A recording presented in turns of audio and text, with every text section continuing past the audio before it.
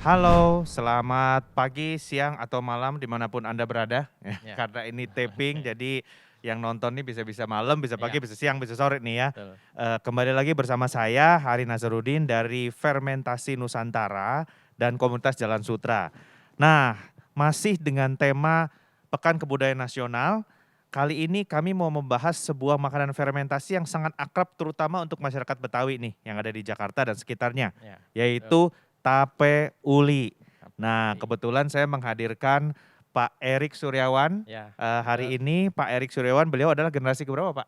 Saya generasi ketiga. Generasi ketiga dari tape uli Cisalak. Kalau teman-teman pernah lewat Jakarta ke Bandung lewat Bogor, lewat Jalan Lama tuh ya, Ya, itu di betul. sebelah kiri jalan itu ada tape uli Cisalak. Itu sejak tahun berapa, Pak Erik?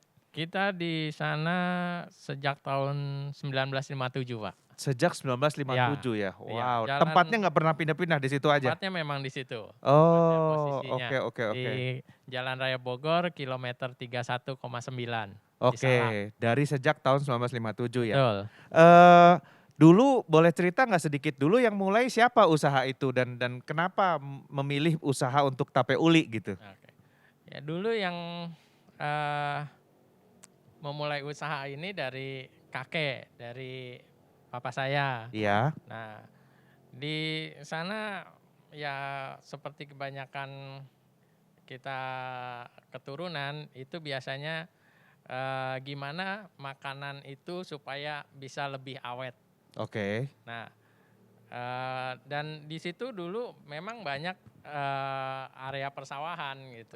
Oke. Nah, akhirnya dipikir apa nih yang kira-kira bisa diolah dan disukai memang sama masyarakat Sekitarnya ya. sekitar. Akhirnya tercetuslah mungkin ide ini. Jadi artinya ada beras ketan hitam, ada kelapanya, ada uli, ada ketan putih difermentasi, yang ulinya nanti ditumbuk gitu. Jadi pasangan yang serasi.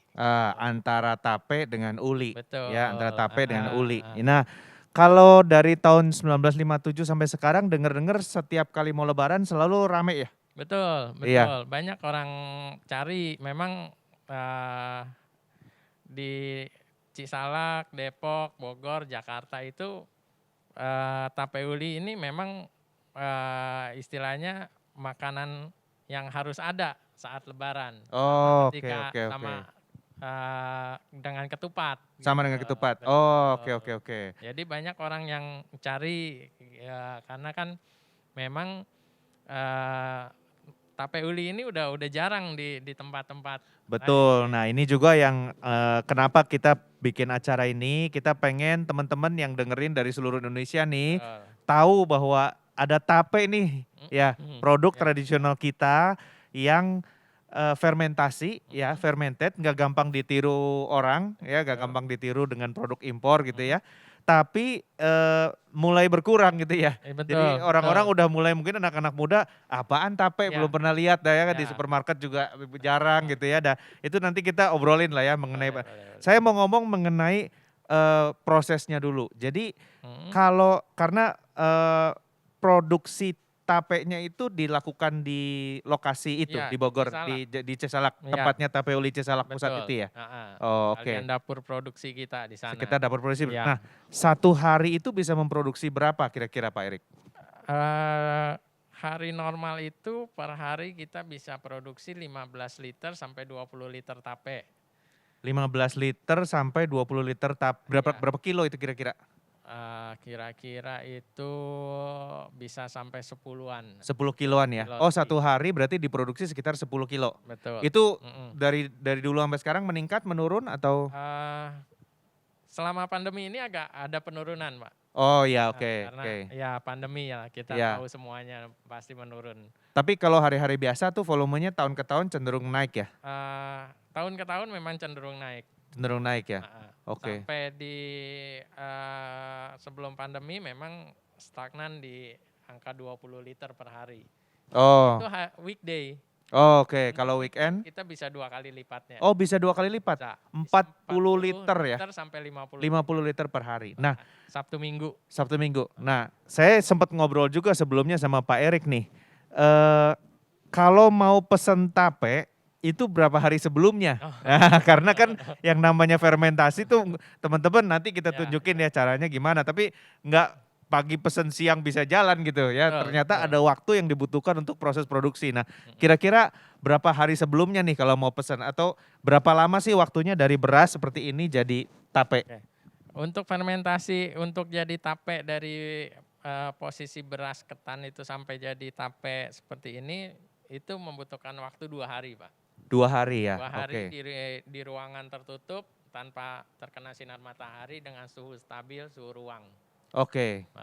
Itu 2 hari. Jadi kalau misalnya Bapak mau pesennya itu untuk hari Senin, berarti pesennya itu untuk teleponnya ke kita pesan hari Sabtu, Pak. Oh, jadi kalau mau pasti ada gitu ya atau Nah, misalnya mau pesta terus mau butuh betul, banyak gitu, butuh banyak.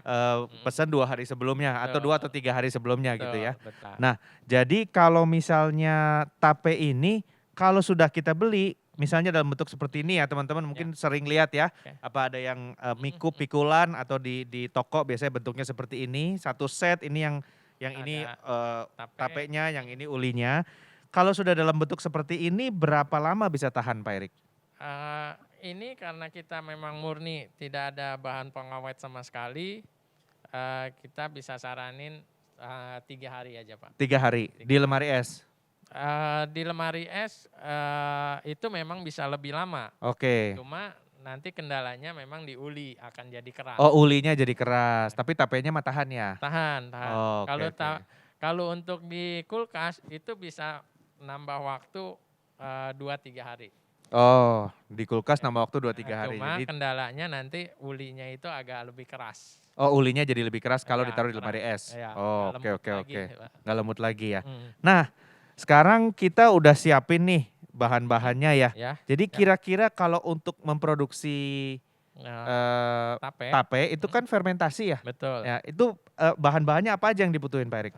Iya, bahan-bahannya sih, mudah sebenarnya. Ini ada beras ketan hitam sama beras ketan putih, Dicampur ya? campur. Jadi bukan hanya hitam saja ya yang Enggak, karena ini, oh tekstur yang beras ketan hitam ini, dia lebih keras, Pak.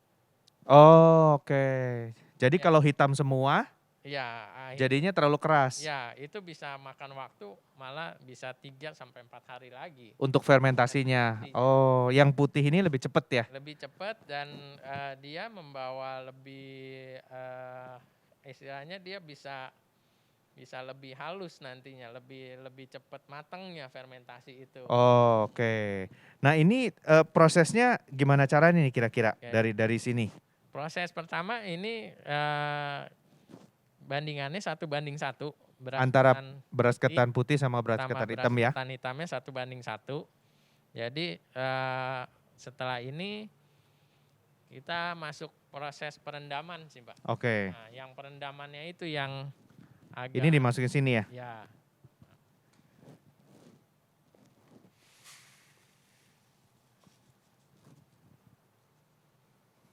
Oke. perendamannya ini yang membutuhkan waktu bisa 1 sampai 2 jam sebenarnya. Oh, oke. Coba kira-kira airnya segimana banyak mungkin teman-teman ada yang mau coba bikin di rumah. Eee, jadi sebetulnya bahan-bahan pembuat tape itu di pasar bisa didapatkan ya Mas ya? Pak Erik ya bisa ya dan nanti ada raginya kita tunjukin juga, nanti jumlah airnya segimana kalau teman-teman mau bikin sendiri di rumah bisa gitu, ya. Jadi, tape uli ini merupakan, tradisional di daerah sekitar Jakarta Bogor ya, Jalan Raya Jakarta Bogor. Airnya sekitar segitu ya? Oke, coba ditunjukin dulu. Asal menutupnya aja. Ah, oke. Oh, warna airnya langsung hitam ya? Iya, memang memang seperti ini dia. Sama ketika beras itu Mic-nya? pasti putih. Sama ketika kayak beras dia pasti akan keluar warna putih. Ini juga keluar warna ungunya Oke, sebenarnya. oke. Nah, proses ini bisa sampai 2 jam, Pak, Direndam ya? direndamnya untuk dia ini lebih merekah ya, lebih nanti waktu dikukus itu jadi lebih cepat tanaknya. Oke. Mhm. Nah, kukusannya seperti itu bentuknya ya? Nah, kukusannya pasti ini Di tape uli masih pakai yang kayak begini nih? pakai Ini namanya apa ini? ini, dangdang namanya. Dandang ya, teman-teman Dangdangnya mungkin belum pernah lihat ya. Ini namanya iya. dandang dari tembaga Mas ini, Iya, ini ya. memang Pak mesti Erik bawain. pakai tembaga, Iya. karena yang aluminium atau apa malah agak kurang bagus Oh, panasnya, oke, gitu. Kalau tembaga ini lebih merata panasnya, oke. makanya kita masih pakai yang tembaga dan ini agak udah sulit juga nyari Iya, udah dandang sulit orang yang tembaga. bikin. Iya. Oke, jadi wah ini alat untuk menanaknya ini juga spesial nih teman-teman nih. Ini namanya apa nih Dangdang namanya ini, Pak Erik? Pak, ini namanya dangdang. Dandang ya? Ini masih dari Dangdang, tembaga ya? masih dari Bahannya ya? tembaga memang. Oh, oke oke. Beda dengan yang dari aluminium atau yang dari seng, karena dari tembaga ini dia panasnya lebih merata. Oh, oke oke Pengalitan oke. panas yang baik kan tembaga itu. Oke. Jadi Nah kita ini semua masih pakai dandang tembaga. iya, ini apa udah jarang nih Udah ya. jarang Kira-kira juga udah ini, jarang agak nih. sulit juga carinya. Nah ini dipanasinya di bawahnya ini langsung Betul, dipanasin. betul. Berarti kita bisa Kita pindah ke masih sini ya. pakai, kalau di tempat saya masih pakai kayu bakar. Oh, kayu bakar. Ya, Kalau ini pakai kompor gas bisa nggak ya? Ntar rusak nih. bisa, Bisa ya. bisa, bisa. Dan itu bawahnya dikasih air nggak dandangnya ini? Iya, iya, Pak. Dikasih air Dikasih ya. air, Oh, Pak. berarti diisi air dulu Pak. Nanti kita cobain dipanasin di sini. Nah jadi teman-teman ada perbedaan antara memanaskan kalau bikin pakai rice cooker dengan pakai dandang ini ya. Karena ini banyak yang bilang nih apakah betul kalau masak pakai rice cooker itu dibandingkan dengan dandang kadar gulanya lebih tinggi. Sebenarnya gini, kalau rice cooker itu kan kita masukin beras, masukin air, ditutup ya. Terus dipanaskan pakai listrik. Nah, selama proses itu berjalan, airnya tuh muter-muter di situ terus. Jadi kadar karbohidrat yang kemudian menjadi kalau kita makan tuh menjadi kadar gula tinggi, itu masuk ke dalam airnya, muter-muter di situ terus gitu.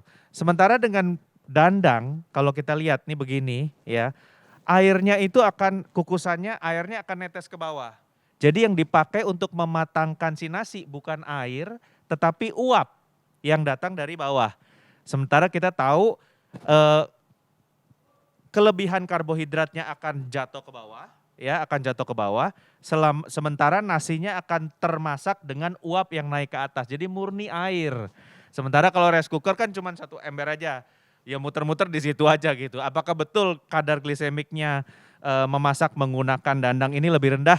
Betul ya, karena itu dia hanya menggunakan ini saja, apa namanya, hanya menggunakan uap saja, bukan menggunakan airnya ya.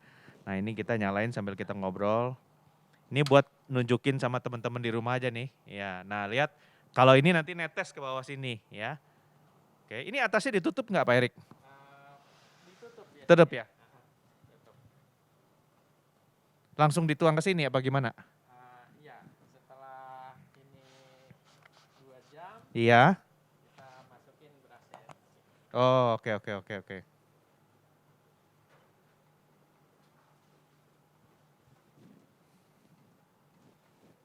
Ya, kita menyingsingkan lengan baju dulu.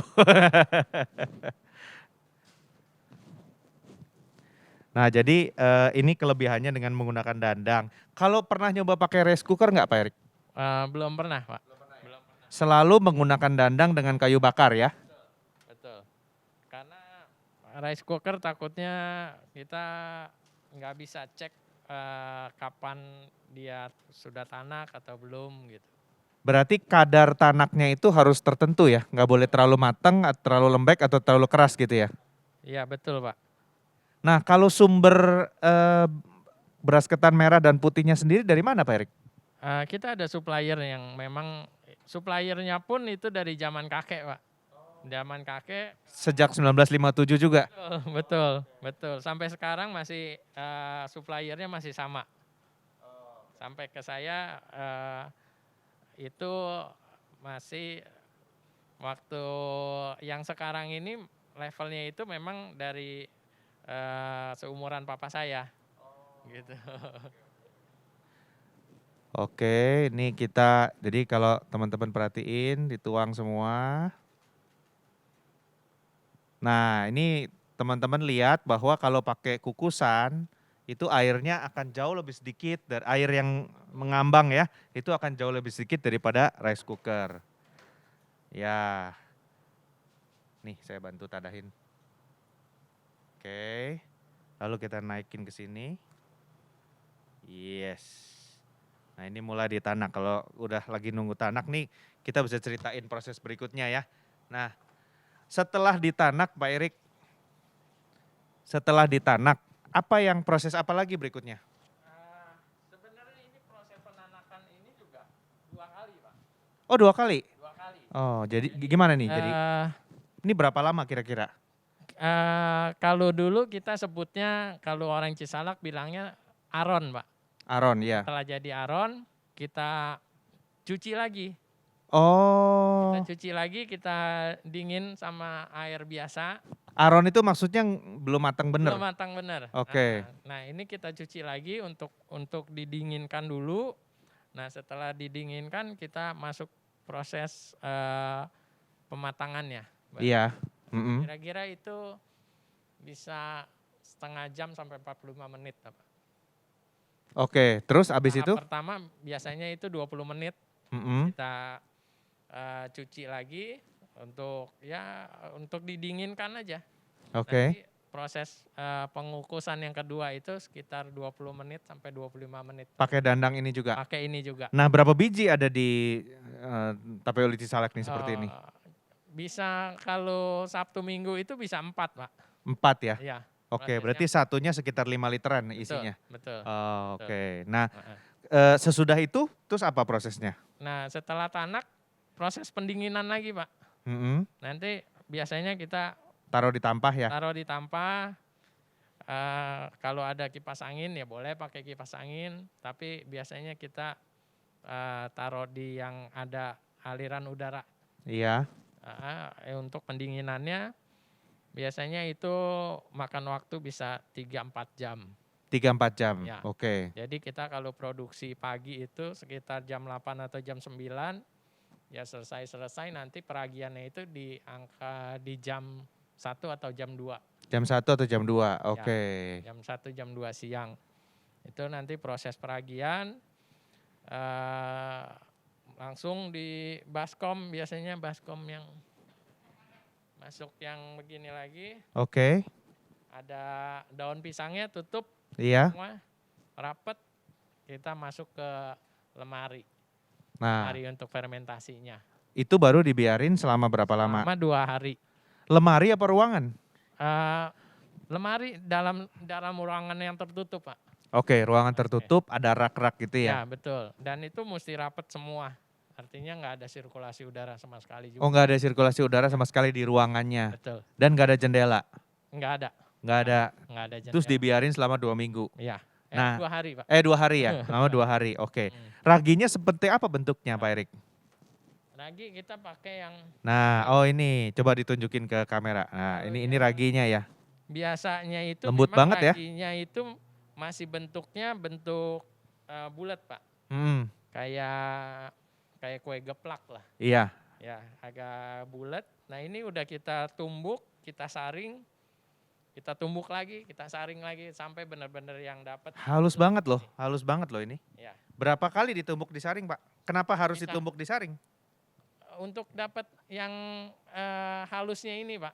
Karena kalau dia nggak halus, dia masih ngegumpal, itu nanti peragiannya itu tapenya bisa gagal karena terlalu banyak kadar raginya. Gitu. Oh, oke. Kalau ini memang halus, benar-benar halus semua kena gitu loh. Kalau yang masih ada yang ngegumpal, satu ngegumpal di tempat tape, itu dia bisa ngerusak rasa. Oh gitu. Jadi harus halus sekali ya, digerus lagi. Iya betul. Saringannya juga saringan tepung itu yang halus banget. Oh, saringan tepung yang halus. Oke. Nah, kalau masih ada yang ngegumpal, itu yang di blender lagi. Iya. Atau ditumbuk lagi. baru kita saring lagi sampai habis begitu. Oke. Bener nggak sih mitos-mitosnya tuh katanya kalau ngeragi itu harus orangnya khusus, nggak boleh ada pikiran gitu. Ini cerita-cerita nih buat teman-teman selalu menarik nih. Iya, betul. Jadi kalau proses peragian itu memang berpengaruh dengan nanti hasil 2 hari kemudian dari segi rasanya, dari segi Oke. manisnya. Karena nanti yang proses peragian itu fermentasinya ini nanti muncul rasa manis, Pak. Ini Nah, nggak ditambahin gula ya? nggak ada, Pak. Memang murni Oh. pakai fermentasi, pakai ragi.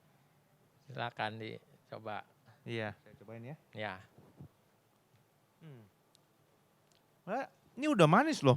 manis Ini tanpa gula ya? tanpa gula, Pak. Oh, Heeh. oke. Nah, untuk mendapatkan hasil yang seperti ini memang ada mitos-mitosnya dari orang tua. Nah, Jadi memang yang membuat ini pikirannya itu memang mesti lagi bersih, lagi tenang, lagi happy. Ya minimal dia nggak ada pikiran yang bisa membuat dia nggak konsentrasi lah, Pak. pernah nggak kejadian sampai gagal gitu? Kalau untuk gagal, ya 1-2 pernah lah Pak. Karena ya kita kan yang tadi saya bilang ternyata begitu kita selidiki ini kenapa bisa gagal. Kita tanya yang bikin ragi, yang bikin tapenya itu raginya gimana, ternyata ada anaknya yang lagi sakit atau Oh, enak gitu. oke. Dan yang namanya kita usaha dari beras itu Pak, itu banyak sekali mitosnya. Jadi misalnya kalau ada ya mungkin bisa percaya bisa enggak. Tapi yang saya alami itu kalau yang biasanya gagal itu biasanya ada firasat buruk Pak.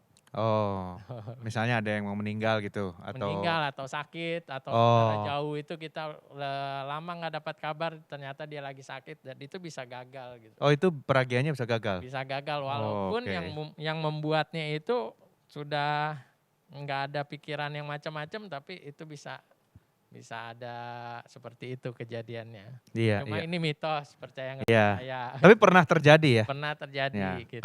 Kalau sejak tahun 1905 Pak Erik ini sudah memfermentasi sejak 1957. Kalau Pak Erik bilang terjadi ya kita percaya Pak. Soalnya udah 40 tahun. Sudah terbukti gitu ya bahwa ada kejadian-kejadian. Waktu itu kita pernah ngobrol ya. Ya, Pas betul. ada bahkan pembuat raginya ini ya teman-teman, saudaranya ada yang sakit ya. Iya. Itu bisa gagal fermentasinya seluruhnya. Sampai ditanya ini kalau gagal yang pertama kali Pak Erik lakukan adalah ngecek ke semua orang nih ada yang sakit atau lagi sedih nggak gitu. Bener ya Pak ya? Iya. Karena kalau besok gagal lagi ya namanya Ya. bisnis Pak ya. Oke. Begitu ada pesanan 2 hari kemudian Iya. yang sekarang gagal nih kan nggak bisa, artinya kalau 1 hari prosesnya 20 liter gagal, besokannya kan belum tentu kita bisa bikin 60 liter jadi betul. pada waktu yang sama ya Pak ya. Betul, Jadi betul. akan ada orderan yang mundur pasti Iya, gitu ya. betul. Gitu. Nah, kalau proses ini dari situ dibiarin, Pak Erik bisa nggak ini kan udah, ini sih belum ya, belum. Tapi kira-kira naburin raginya ngaduknya tuh seperti apa sih? Ini mau Saya tuang aja ya. Iya. Nah, ditunjukin aja kira-kira naburinya seperti apa gitu.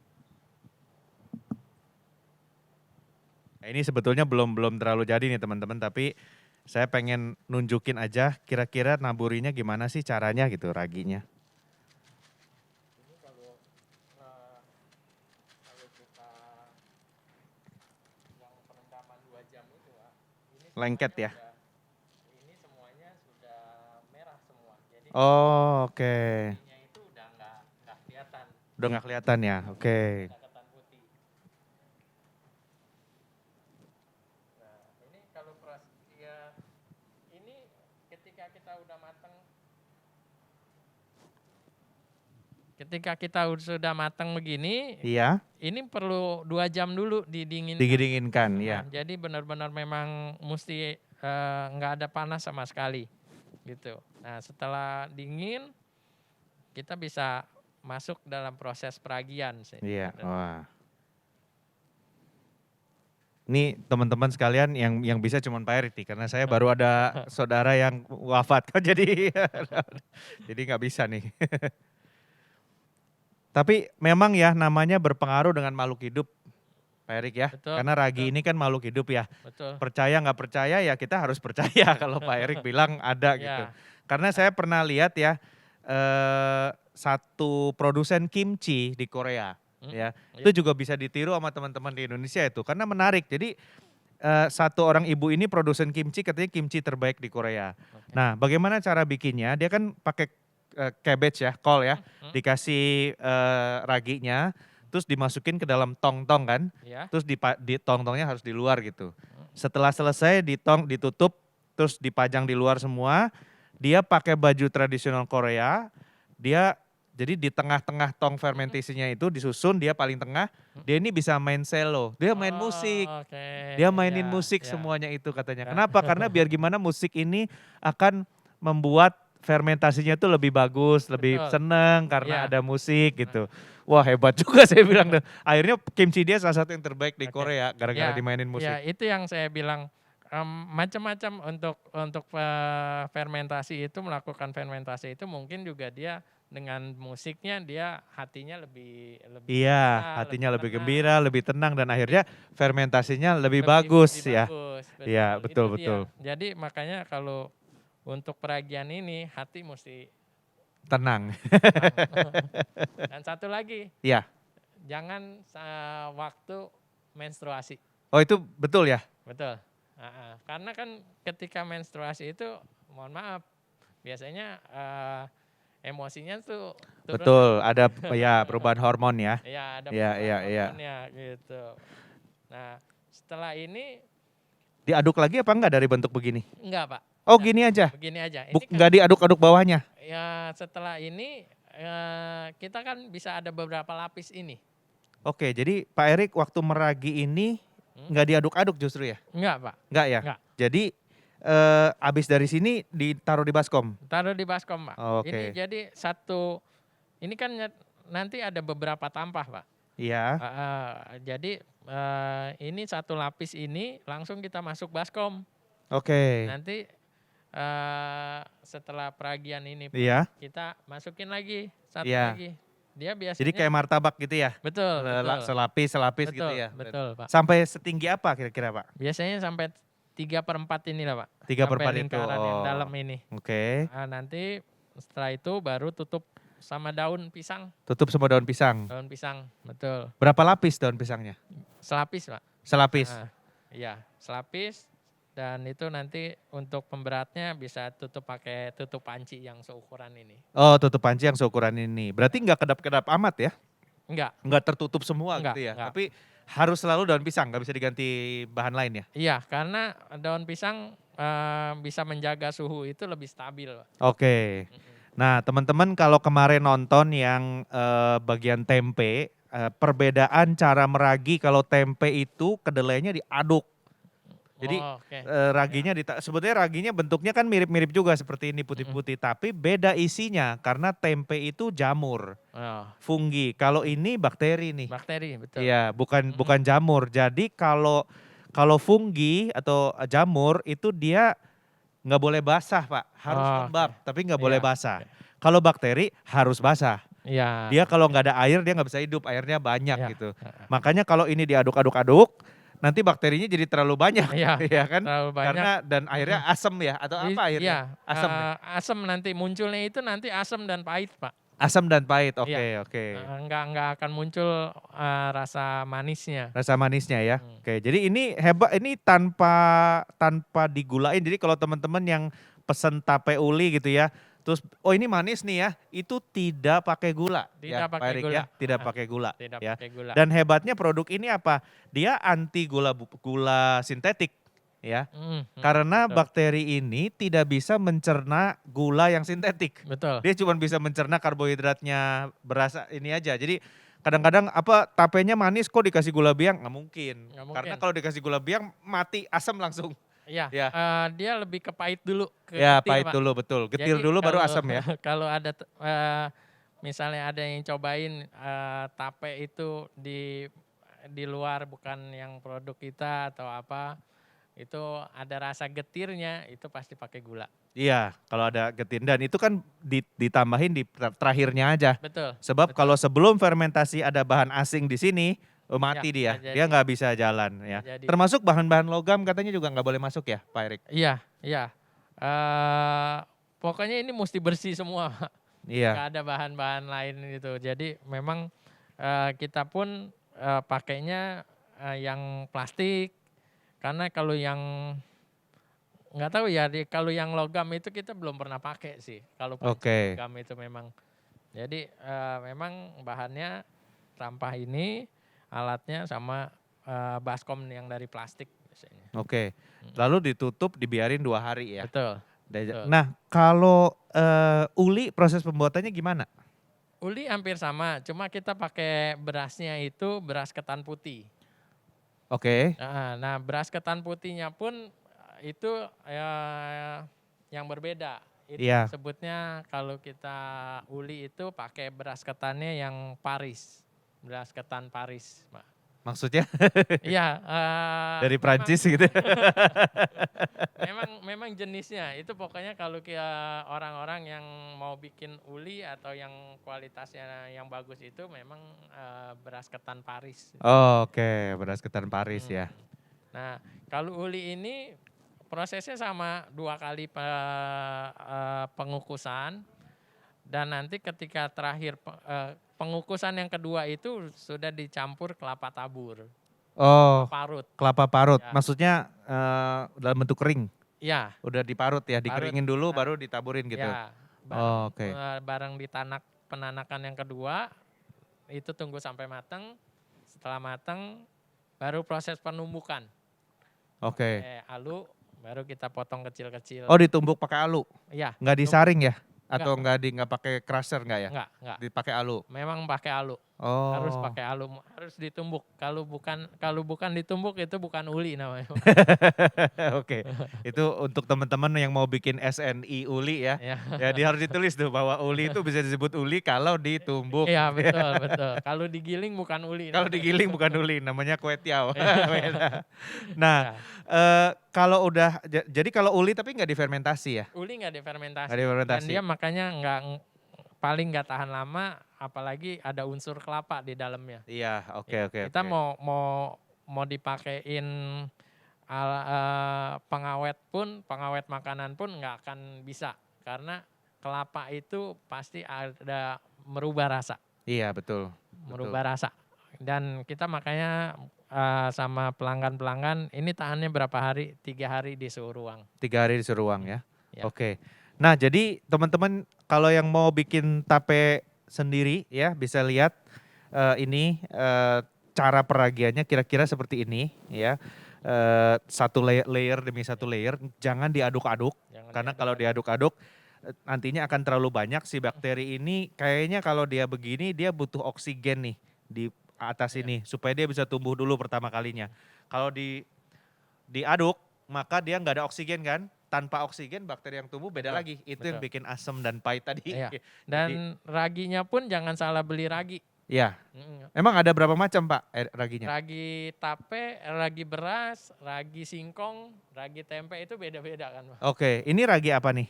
Ya, ini Khusus tape? Untuk yang khusus beras Pak, beras ketan. Oh, oke. Kalau yang ragi untuk tape singkong itu dia lebih keras lagi. Oh, oke. Dan untuk ragi tempe seperti Bapak bilang itu jenisnya fungi. Fungi, Malah oh. nanti dia jamuran. Oh, oke, jadi ini malah nggak boleh ada jamur ya? Iya. Nggak boleh ada jamur ya? Malah dia nanti jamuran dan itu pasti salah raginya berarti. Oke. Yang tumbuh nanti jamur. Oke.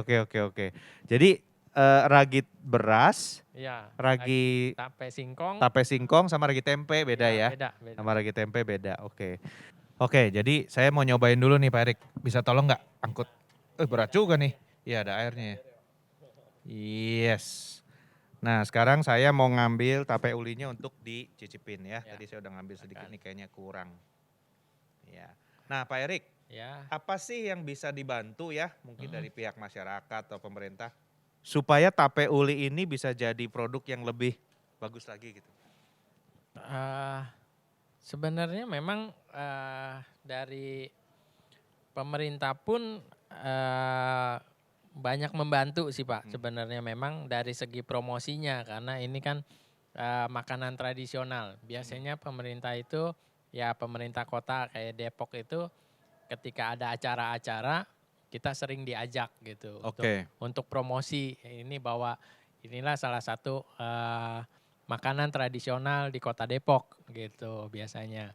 Nah, kalau untuk strategi penjualannya pun memang paling dari basar-basar dari pemerintah atau acara-acara dari instansi pemerintah biasanya order ke kita gitu. Oke.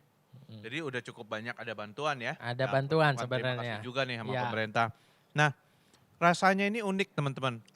Mungkin yang nonton nih nggak semua di Jakarta yang pernah ngerasain tape gitu ya. betul. Mungkin di daerah Muntilan ada tape juga. Jadi ini ada aromanya, rasanya manis, tapi ada aromanya fermentasi. Betul. Ada tekstur berasnya Mm-mm. dan dia dipadu dengan uli yang sebetulnya rasa kelapanya lembut banget, hampir nggak kerasa, cuman gurih aja. Gurihnya. Gurih, Mm-mm. rasanya cenderung plain, gurih, Mm-mm. digabung dengan sesuatu yang manis. Ya. Itu dari tapenya ya membuat makan ini jadi pairingnya cakep banget. Jadi Pairingnya memang cakep. cocok dimakan barengan. Ya. Sebetulnya kalau saya ke tempatnya Pak Erik, ada satu andalannya yaitu es tape uli. Es tape Ya, uli, betul. jadi makanannya Pak Erik itu itu tape ini bisa dimakan dalam bentuk tape uli begini tape atau original. dijadiin es juga. Nah, Ya. es tape ulinya di tape uli Cisalak tuh enak, kalau saya bikin di rumah kok nggak bisa. Caranya sama, nggak tahu ada yang kurang kayaknya ya. Tapi ini menurut saya adalah makanan yang perlu dilestarikan. Dan kalau di teman-teman tinggal di daerah di luar Jakarta yang nggak familiar dengan tape, mau mulai bisnis tape bisa banget ya. Bisa banget asal ada raginya, ada tadi beras ketan hitam ya, beras ketan dan hitam. yang putih dicampur 1:1, lalu buat peragian sendiri. Dan di situ bisa jadi ada tambahan bahan yang bagus untuk di pairing dengan es krim misalnya. Betul. Atau di pairing dengan es campur, es Ya. buah gitu ya. Dan lagi-lagi ini adalah tidak menggunakan bahan pengawet atau bahan sintetik lainnya. Enggak ada. Ya. Enggak ada. Memang murni bahannya yang seperti ini, yang seperti tadi saya peragain, yang saya bilang cuma tape, beras ketan merah, beras ketan putih, beras ragi dan uli, beras ketan putih sama kelapa ditumbuk. Nah, seperti itu aja sebenarnya. Nah, rencana ke depan pengembangan produk bagaimana nih Pak Erik? Udah sempat ada di supermarket? Supermarket kita sudah ada di jaringan Hypermart sih Pak. Kita bergabung dengan Hypermart itu sekitar dari tahun 2006. Oke. Berarti Jadi sudah mulai, berarti yang di lemari es ya? Di daerah yang lemari es ya? bukan, di daerah ready to eat. Oh, di daerah ready to eat. Oh, ready to ini eat berarti ya. waktu di display nggak usah dingin ini ya? Enggak Oh, dingin. nggak perlu. Memang nggak dingin Pak. Nih ya, nggak perlu ya? Ya. Tapi antara yang dibungkus kecil dengan ini juga agak beda loh ya Pak? Mungkin Eh, karena ini kecil ya? Ini lebih iya. basah daripada yang ini ya? Iya, karena kadar airnya itu biasanya Ini lebih banyak ya? Iya, lebih Oh, oke. Ya. Dan kalau ke depannya ada rencana untuk bikin ukuran lain nggak misalnya? Atau pernah bikin tampah ya kalau nggak salah ya? Iya, untuk yang kayak model arisan atau Iya. ada acara pengajian atau arisan di rumah atau kumpul-kumpul keluarga, biasanya kita ada yang ukurannya lebih besar. Itu biasanya ulinya itu lebih besar, Iya. kira-kira seukuran handphone lah sekarang. Oke. Terus tapenya bisa beli kiloan gitu. Kalau yang ukuran nampan ini memang yang sebesar inilah kira-kira itu ada ulinya 50 tapi potongannya kecil Pak. Oh, potongannya kecil. Tetap potongannya kecil dan tapenya itu biasanya kita setengah kilo tape. Tapenya setengah kilo. Dan Oh, 50 uli gitu. 50 uli. Ya. Oke, itu untuk pengajian atau acara-acara ya? Ya, yang untuk di rumah gitu. Yang untuk di rumah ya? Dan kalau untuk biasanya instansi-instansi pemerintah Kota Depok juga kalau memang dia ada acara pesannya modelnya seperti itu, tampak. Oh, Di tanpa. tampah. Oke. Mm-mm. Berarti kegiatan budaya itu mendukung banget pelestarian Betul, tape ya? betul, Karena betul. kalau nggak ada acara tertentu yang membutuhkan tape mungkin udah punah nih Iya, makanan ya. betul, Karena betul. setiap acara ada dan Ada, mungkin didukung dengan pemerintah dan betul. orang-orang juga mendukung melalui budaya, Mm-mm. eh, makanan ini bisa lanjut terus gitu Lanjut ya. terus. Nah Ya, itu saya sangat inilah sinergi ya betul. antara budaya dengan kuliner. Mm. Karena kalau ada makanan-makanan tertentu ya Ya, yang bertahan itu adalah walaupun bikinnya susah ya, penyebabnya ya, juga susah gitu kan. ya, Tapi bisa bertahan kenapa? Karena ada budaya yang mendukung itu gitu. ya. Dan mudah-mudahan harapan kita sih suatu saat budayanya bisa diekspor juga Pak. Betul, Ya kan? betul, Nah betul. pernah ada kepikiran untuk ekspor nggak untuk tape ini? Eh, Selalu Pak, selalu ada kepikiran. Cuma kan kita dari durasi fermentasinya ini yang sangat cepat gitu. Iya. Kalau saya belum ketemu untuk yang menahan laju fermentasinya ini sampai bisa 1 bulan ke depan. Oke, maksudnya supaya nggak berkembang terus Iya, fermentasinya betul, gitu ya? betul. Di stop fermentasinya Di gitu stop ya? fermentasinya atau diperlambat fermentasinya. Iya. Kalaupun diperlambat fermentasinya, satu-satunya jalan itu mesti frozen. Oh, Ya, oke. cuma frozen kemasannya itu berarti yang belum ketemu lagi gimana ini. Kalau Kita belum ditutup coba. total, oh dia meledak?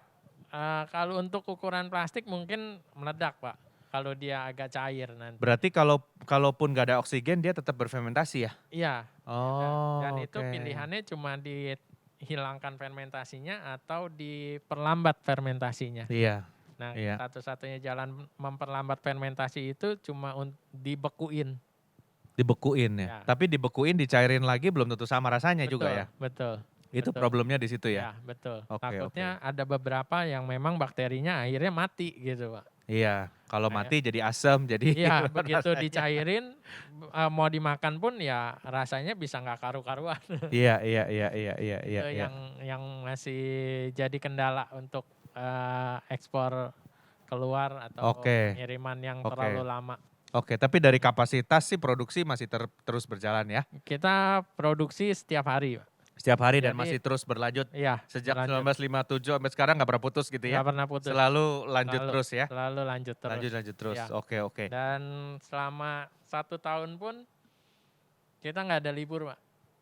Produksi terus. Produksi libur, ya, nggak ada libur sama sekali. Karena nggak bisa ini ya, nggak bisa berhenti ya. Nggak bisa berhenti karena Oke. itu continue terus. Jadi hari ini itu kalau kita dagang yang hari ini itu pembuatannya yang 2 hari sebelumnya. Oh, Eh, oke. Jadi lanjut terus ya? Ya, jadi agak sayang juga kalau kita restoran atau apanya tutup juga tempat kita tutup, ya itu 1 hari itu kan berarti kebuang gitu. Oke. sebenarnya. Mm-mm. Oke, kalau gitu Pak Erik punya pesan nggak untuk teman-teman penonton nih yang mungkin di rumahnya pengen, mungkin dia lokasinya nggak di Jakarta, terus dia lihat acara ini, terus dia pikir, kayaknya bisa juga dibikin di daerah masing-masing gitu ya. Ada pesan nggak untuk teman-teman? Kalau pesannya sih sebenarnya untuk makanan tradisional yang seperti ini gampang buat di rumah gitu. Cuma memang bahan-bahannya memang harus yang berkualitas nanti. Kalaupun nanti di rumah misalnya nggak mau repot-repot nih masak atau bikin fermentasi, tapi ya bisa datang aja ke tempat saya di Rumah Makan Tape Uli Cisalak, Jalan Raya Jakarta Bogor, KM 31,9. Atau kita juga udah bergabung di GoFood, di GrabFood gitu. Iya, jadi yang deket-deket bisa pesan. Bisa pesan. Kalau yang mau coba bikin sendiri, fermentasi itu kuncinya satu, harus jujur. Ya. Ya, nggak boleh di shortcut. Dikasih pewarna deh Iya. biar mirip sama Pak Erik, saya Iya. kasih 2 tetes aja warna ungu. Wah mati langsung bakterinya. Jadi itu adalah bisnis yang jujur. Tapi Ya. kalau berhasil, maka nilai tambahnya produk itu tidak ditiru sama orang lain ya Pak ya. Betul. Sulit betul. meniru produk Iya. itu gitu. Artinya saya mau tiru tape uli Cisalak nih supaya sama persis sama Iya. bikinannya Pak Erik. Wah dia udah bikin dari tahun 1957 gitu ya. Jadi mungkin tape nggak usah diragiin aja masukin ke ruangan tuh udah jadi Pak ya. Gitu. Karena saking ruangannya udah dipakai berpuluh tahun gitu ya. Ya. Jadi Biasanya kendalanya juga memang di beras. oh jenis berasnya. Jenis berasnya. Oke. Kadang kalau kita yang berasnya agak, pernah saya ketemuin satu saat suppliernya mungkin dia miss juga. Iya. Itu berasnya jadi bukan beras ketan hitam Pak, Oh. dikasih pewarna. Oh. Jadi diaduk pewarna, jadi begitu direndam itu warna berasnya itu naik semua. Dan yang begitu kita tirisin itu beras ketan putih semua. Oh. Gitu. Nah, makanya kalau memang mau buat di rumah atau mau coba-coba di rumah, ya pastikan bahannya memang benar-benar berkualitas. Iya. Nah, Karena produk-produk fermentasi Indonesia itu selalu berkualitas. ya. Oke, terima kasih Pak Erik Suryawan Ya. atas ngobrol-ngobrolnya ya. Saya sangat terima kasih bisa meramaikan acara ini. Ya. Kami juga mengucapkan terima kasih kepada Kementerian Terima kasih. Kebudayaan Ya. dan juga Pekan Kebudayaan Nasional yang sudah mengundang kami dari Fermentasi Nusantara untuk ikut meramaikan PKN tahun 2020 ini. Ya. Saya Hari Hardianto Nazarudin, sampai jumpa di acara berikutnya. Bye.